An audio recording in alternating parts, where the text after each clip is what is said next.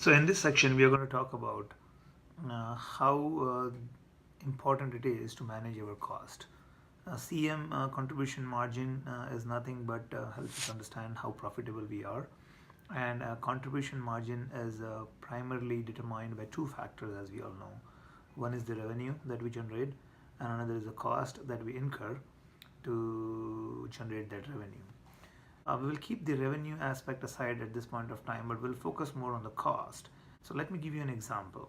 Let us suppose there are two projects which have been sold by two different salesmen in an identical circumstances where the location, the pyramid structure, the service SLAs, the scope, the technology, everything is the same, right? Let's assume that both the projects have been sold at a 32% margin.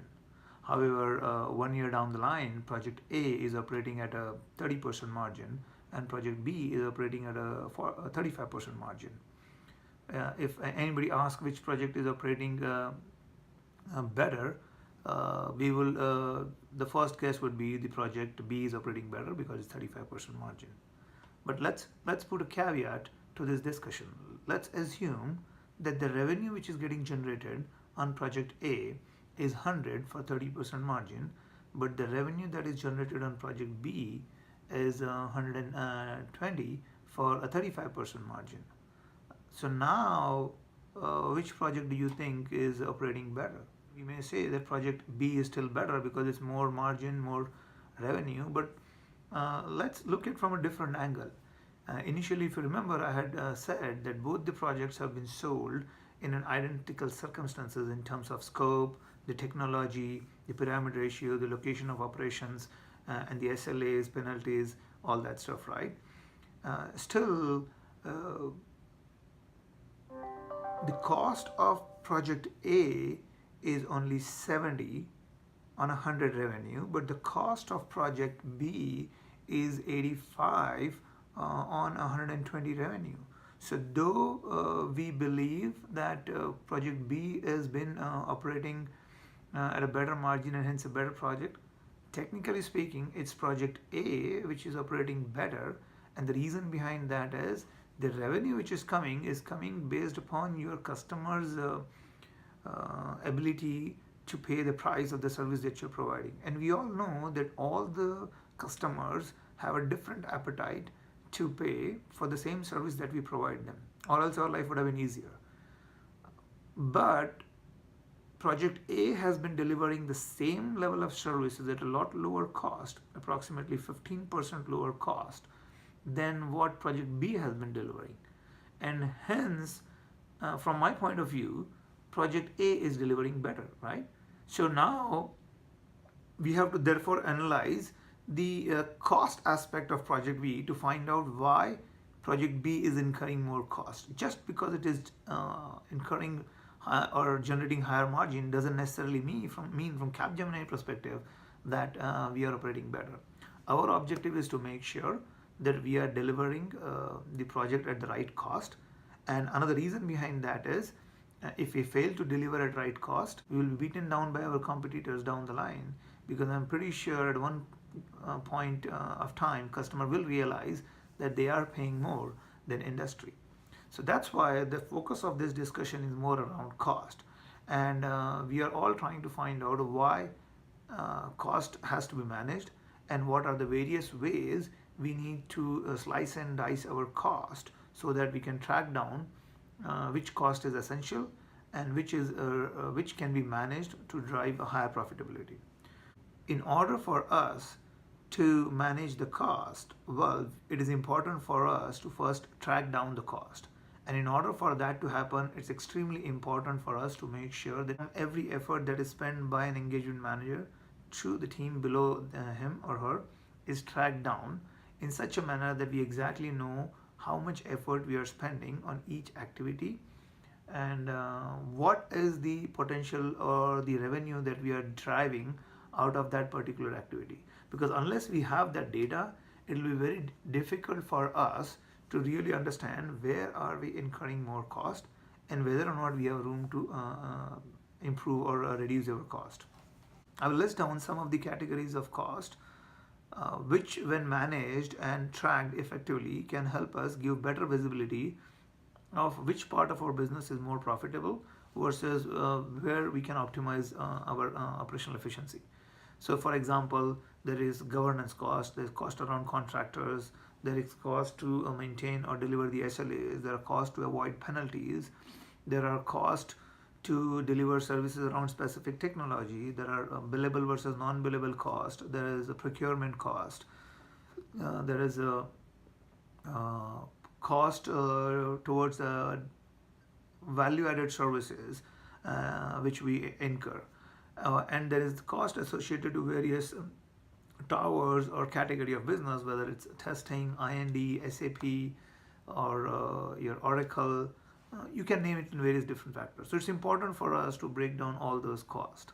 And here is the reason why I say, in one of the engagements where we did an economic flying squad, which was a banking account back in Latin America, we found out that for a 38-member team, they had 7 people who were working on the governance. Now, conceptually, 7-member working as governance on a 38-member team itself is a very heavy load on governance, because ideally a governance cost on any project should not be more than 6 to 10% in terms of effort. Now, here's the beauty. When we actually tracked down the effort of all those 7 people and mapped it to cost, the cost was, those 7 of 38 is only around 18%. The cost of that 18% of effort was equivalent to around 40% of the total cost. Now that, I know it's surprising, but the primary reason why I'm saying is when we tracked down all that activity, we found out that most of the governance effort was spent at on-site, which was extremely expensive from Capgemini perspective. And when we look down all the activities, most of the activities are around generating status report, generating monthly report, or tracking down time, project status report. All these activities ideally can be carried out from offshore. There is no reason for us to spend the effort on those activities at on-site. That doesn't necessarily mean that we have to eliminate 5 or 6 members. What we are trying to say here is, once we track down these activities, we realize that these activities can be transitioned back to offshore.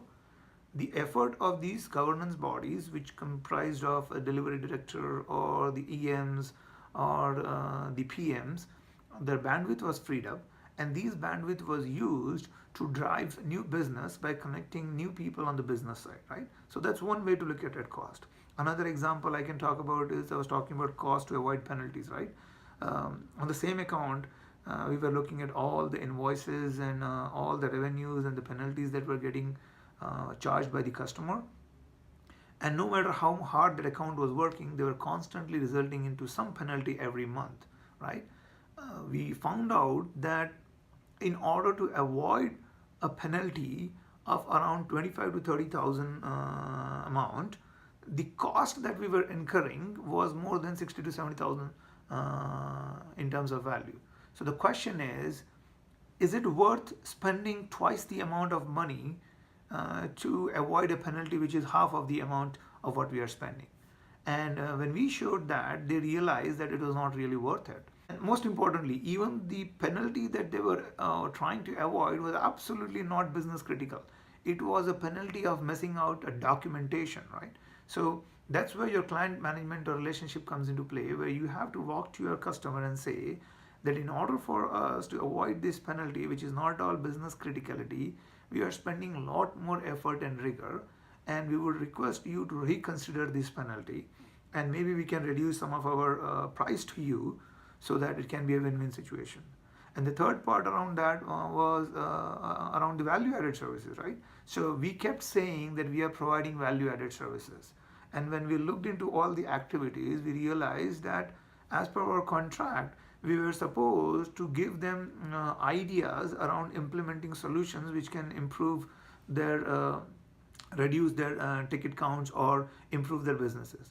But we, instead of just giving them solutions, we were actually implementing those solutions at no charge to them, which was out of our contract. Now, all these things would not have been possible unless the team would have been actually tracking down the effort to the minute level and to every activity level, clearly articulating where they are spending what effort. Now, kudos to the team to the fact that they were actually tracking down all that effort, because without that we would not be able to figure out all these things. So hence we would request you that though your account is doing might be doing extremely well in terms of margin, uh, see how you can do a post-mortem of your cost actual cost breakup to find out which of that cost is truly necessary for the services that we have to provide. Can that be shipped to a location where the same services can be provided at lower cost, and can some benefit of that savings be passed on to customer to create a win-win situation? Thank you.